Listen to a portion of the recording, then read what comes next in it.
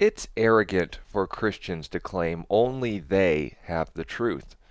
The problem with this objection is threefold. First, that's how truth works. If there is one law of gravity that applies to all people at all times and in all places, then it is absolutely true.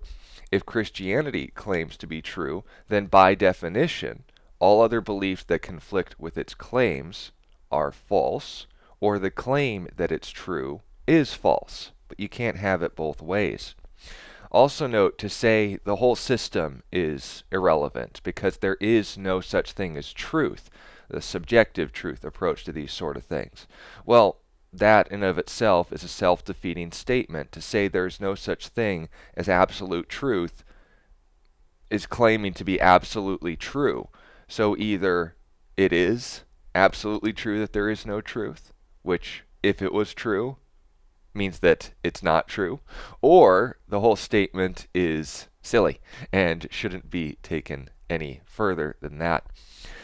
Also note that Christianity and world religions, including atheism, make claims that exclude one another. They can all be wrong, one of them can be right, but they can't all be right because of these exclusive claims. Noting the facts on the table then, again, if Christianity claims to be true, then all of its core claims are either in line with or in conflict with other world religions. And this conflict not only comes from Christianity and its core claims, but also from these religions themselves. For example, Islam claims Jesus wasn't God, nor was he crucified in Surah 4 of the Quran.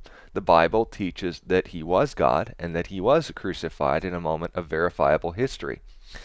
Buddhism claims the universe is eternal, and the impersonal God who we become one with through reincarnation is ultimately the only deity out there. The Bible teaches a personal God separate from his creation, and that salvation is decided within one lifetime, not many lifetimes to work out our karma and dukkha. Atheism claims there is no God. The Bible teaches there is.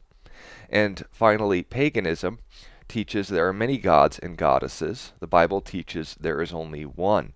And you could also take this by extension as well. Naturalism claims that we can only know things are real through the five senses. But on the other hand, the Bible teaches there are non-physical things that are just as real as we are. Math, logic, God, angels, and our souls. But taking all this into account then, what do we realize? Either these claims are true, those claims are true, but they can't all be true. When we're talking about truth, we're talking about what lines up with and reflects reality. And if Christianity is true, then your emotional preferences about it are irrelevant. But if on the other hand you're going to say, no, let's factually reconcile these things, that's also irrelevant. Because if you understand the claims of these worldviews, then you're not going to make silly platitudes like, oh, well, an atheist and a Christian are both true in what they affirm. That's not true. But if on the other hand you're going to say, oh, well, they have differences, but I think they can get along, that's different. You can say that individuals that adhere to these religions and worldviews can cooperate with one another, but you can't claim that both of their statements are factually true. Either the claim that Jesus was crucified is true, or the Muslim claim that the Quran makes in Surah 4, 117 is true, but they can't both be.